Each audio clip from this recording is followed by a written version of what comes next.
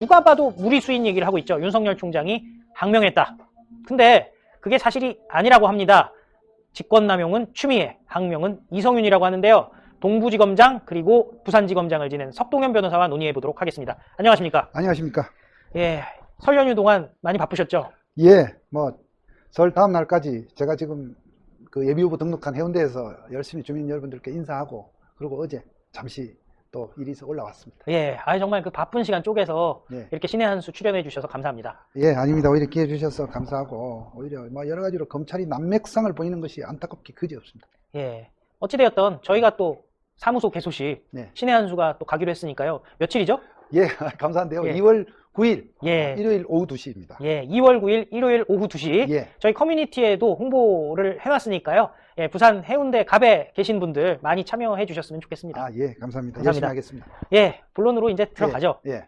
지금 보면은 누가 봐도 윤석열 총장 쫓아내려고 청와대와 법무부가 하고 있는 거 아닐까요? 그렇습니다. 지금 현재 청와대와 또 이 정부가 추미애 장관을 앞세워서 윤석열 총장에 대해서 지금 3중 차단막을 쳤다고 할 수 있죠.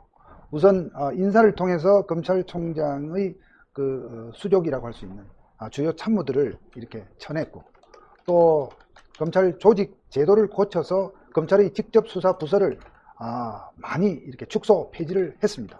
또 거기다가 검찰총장이 나름대로 검사들로 하여금 중요 사건이 있을 때 수사팀을 짤 수 있는 특별 수사팀을 짤 수 있는 그런 권한이 있었는데, 그것 또한 법무부 장관의 승인을 받으라 하는 식으로 3중 차단막을 쳤습니다. 예, 3중 차단막. 정말 어떻게 보면 윤석열 총장 입장에서는 굉장히 힘든 일인데, 예. 문제는 단순히 제도적으로 힘든 게 아니라 억울한 누명도 지금 씌우고 있지 않습니까? 항명. 그렇습니다. 이거는 사실 사람의 마음을 또 공격하는 거 아니겠습니까? 그렇습니다. 지금 현재 청와대와 법무부 추미애 장관이 검찰총장 윤석열 총장을 이렇게 옥죄는 것은 결국은 현재 진행 중인 소위 정권의 그 비리에 대한 수사, 즉 정권에 도전하는 어떤 그런 것이라고 자기네들은 프레임을 짜고, 어떻든 이것을 막고 차단을 해야 되겠다. 그리고 다시는 이 청와대를 향해서 어떠한 칼을 들이대지 못하게 해야 되겠다. 어떤 비리를 저질러도 할 수 없게 해야 되겠다 하는 그런 정말 이 말도 되지 않는 그런 그 욕심 목표를 세워놓고 이렇게 지금 일을 몰아가고 있는 것이죠. 그러니까 여러 갈래로 지금 윤석열 총장을 옥죄는 그것도 부족해서 지금 현재 일부 울산시장 선거 부정 사건이랄지 그 밖에 지금 진행 중인 그 수사와 관련해서 말이죠. 그러니까 조국 그 일가족 비리 그 수사, 최근에 최광욱인가요? 예. 공직기강 비서관 사건, 그런 등등의 일에 대해서 하나하나 지금 시비를 걸고 자꾸만 그 문제를 삼으려고 하는 것입니다. 그렇죠. 그런 사항들 속에서 지금 윤 총장은 고립무원의 상태가 지금 거의 되다시피 한 지금 그런 지경까지 지금 와 있습니다. 그렇죠. 정말 좀 이례적인 일들이 계속 벌어지니까 좀 이상하다 그렇습니다. 생각이 드는데요. 예. 청와대나 법무부가 이런 개별 사건에 대해서 입장을 발표하는 것은 굉장히 이례적인 상황 아닙니까? 그렇습니다. 지금 법무부 장관은 우리 검찰청법에 의해서 그 구체적인 사건에 관해서는 검찰총장만을 지휘할 수 있도록 그렇게 되어 있습니다. 즉 법무부에서 직접 일선 검찰청, 예컨대 서울지검 또는 서울지검장으로부터 어떤 구체적 사건에 대해서 직접 보고를 받는다거나 지시를 한다거나 하는 것이 그 자체가 불법입니다. 예. 즉 법무부 장관이라는 자리는 정치적 성격을 띤 그런 정무직 자리이기 때문에 검찰에 대해서, 특히 구체적 사건에 대해서는 검찰총장에 대해서만 어떤 사항을 전하고 또 보고를 받도록 이렇게 되어 있는 거죠. 이걸 지금 완전히 무시하고 검찰총장을 패싱한다 그러죠. 네. 배제를 시킨다는 그렇죠. 것입니다. 이것은 법무부에서도 검찰총장, 윤석열 검찰총장을 의도적으로 빼돌리고 왕따시키고 배제시키고 이를테면 주저앉히고, 또 법무부가 그렇게 하니까 또 서울지검장 역시 그런 이런 분위기를 눈치를 그렇게 읽고 그런 감을 잡고서 총장을 통하지 않고 법무부에 중요한 사항을 보고한다든가 이런 일이 이번에 벌어진 거 아닙니까? 예. 문제는 이것이 이 한 번에 그치지 않고, 즉 최강욱 공직기강 비서관의 그 사건, 사실 그 사건은 어떻게 보면 그 단발 사건일 수도 있고, 또 최강욱 비서관이 그렇게 대단한 존재겠습니까? 그런데 별 대단치도 않은 그런 존재도 이를테면 지금 이 분위기에 틈타서 자기가 뭐라도 되느냐, 자기를 기소하니까 뭐라고 했습니까? 기소 쿠데타? 맞죠. 아니, 자기가 그것도 공직기강 비서관직을 맡기 전에 변호사 시절에 저지른 개인적 비리를 지금 검찰이 조사를 하는데 조사에도 불응하다가 그걸 기소를 하니까 감히 자기가 지금 청와대 근무하는데 자기가 공직기강 비서관이라고 검사들 인사 관련해서 여러 가지 지금 인사 조사를 하는 그런 직책에 있는 나를 감히 너희들이 기소해? 아, 참. 너희들이 미쳤어? 이런 식의 오만 방자를 넘어서 그야말로 이 하늘에 이 참 이 끝없는 참 이 사람들의 그 도덕적 이 뭡니까 이게 모랄 해저들을 넘어서 도덕적 이 불감증 이런 부분들을 지금 보여주고 있는 그런 상황인 거죠. 정말 말도 안 되는 상황인데 네. 제가 오늘 아침에 이렇게 보도를 봤더니 이성윤이 네. 그동안 결재를 갖다가 최강욱 기소 관련해서 결재를 안 하고 이렇게 묻어놨었지 않습니까? 네, 그런데 그렇습니다. 그날 저녁에 네. 전화를 1시간 정도 외부랑 통화를 하고 또 밤에 심야에 2시간 정도 또 외출을 했다 들어왔었다. 이런 보도도 막 나오고 있는데 그렇습니다. 아마 검찰 내부에서는 청와대나 법무부 쪽 사람들을 만난 거 아니냐 이런 얘기들이 돌고 있는 것 네, 같아요. 네. 만약에 청와대나 법무부 쪽 사람들을 만나서 뭔가 지시를 받았다거나 협의를 했다고 한다면 이것도 위법성의 소지가 있지 않겠습니까? 위법성을 넘어서 도대체 정말 있을 수 없는 일인 거죠. 그러니까 지금 상황이 이렇습니다. 지금 시기적으로 어떤 시기냐면 그 검찰에 대한 그 2차 학살 인사가 지난주에 발표가 되었습니다. 예. 즉 검찰의 중간 간부들에 대한 검사장급 인사가 1월 8일 날 1차로 있었던 그 이후에 검찰의 허리에 해당하며 실질적으로 수사를 이끄는 그 팀장급이라 할 수 있는 차장검사, 부장검사에 대한 인사 발표가 지난주에 있었고, 그러나 아직 부임은 안 한 상태, 2월 3일자 인사이기 때문에 인사가 났지만 현재 그 보직의 전임자들이 지금 그대로 지금 일을 하고 있습니다. 그래서 이제 2월 2일 날은 떠나야 되겠죠. 예. 그때까지 나름대로 해오던 수사를 이 마무리할 부분은 마무리해서 결론 내릴 부분 내려서 처리를 하는 것이 일반적입니다. 예. 그러니까 그런 업무 연장선상에서 지금 서울지검 3차장과 그 담당 부장이 그동안 조사해오던 조국 일가족 비리 중에 한 부분인 최강욱 공직기강 비서관에 대해서 그 최 비서관이라는 자가 원래 군법무관 출신 변호사입니다. 예. 변호사 시절에 조국의 아들에 대해서 실제로 인턴을 하지 않았음에도 그가 근무하는 법무법인에서 이마이마한 일을 했노라고 좀 사실과 다른 내용의 허위 인턴 증명서를 발급한 일이 지금 문제가 됐습니다. 예. 이제 그걸 가지고 결국 학교에 이용을 하고 했던 문제가 됐던 부분이죠.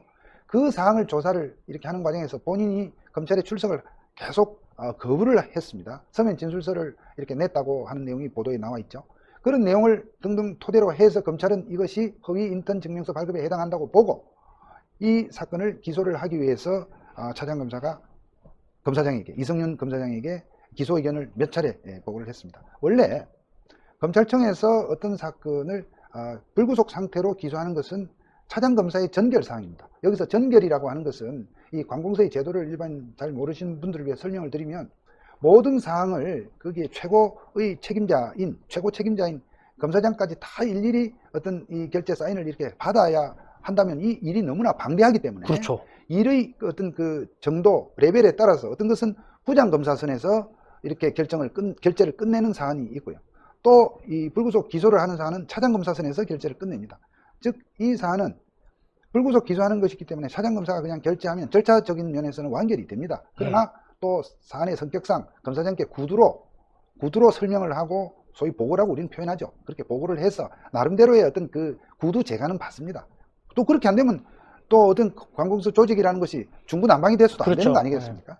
그래서 어쨌든 최강욱에 대해서 이만저만 해서 우리가 수사를 해보니 혐의가 인정된다. 그래서 기소하겠다 했는데 이성윤이가 이제 이게 지금 현재 상황으로 봐서는 청와대나 추미애나 이런 사람들이 이 최강욱 기소하는 것에 대해서 탐탁지 않게 생각한다고 판단하니까 이걸 계속 허락을 미룬 겁니다. 야. 계속 미룬 겁니다. 그러니까 밑에 사람들은 계속해서 이거는 해야 됩니다 하고 위에서는 하고 또 그 과정에서 그 검찰총장이 그 사항을 보고를 받았어요. 이렇게 서울지검에서 일어나는 그 일들에 관해서 서울 검사장과 총장은 일주일에 한 번씩 줄에 면담이라 해서 어떤 그 사항에 대해서 구두로 보고를 하고 나름대로의 어떤 그 총장의 지침을 받습니다. 네. 그런 절차가 있습니다. 그래서 총장이 그 사항을 보고를 받고 윤석열 총장이 이것은 기소하는 것이 맞으니까 수사팀 의견대로 기소를 하세요 라고 했는데 또 그 상급자의 지시도 또 거역을 그러니까 말하자면 따르지 않은 겁니다. 그렇죠. 그것을 3번이나 총장이 지시를 했다고 지금 합니다. 그러니까 결국 이성윤 검사장은 밑에 사람들의 보고를 받고 허락을 안 한 것은 그건 항명이라고 할 수 그렇죠. 없죠. 예. 그러나 검찰총장이 여러 가지 사항의 보고를 받고 이 사항은 기소하는 것이 맞다. 기소를 하세요.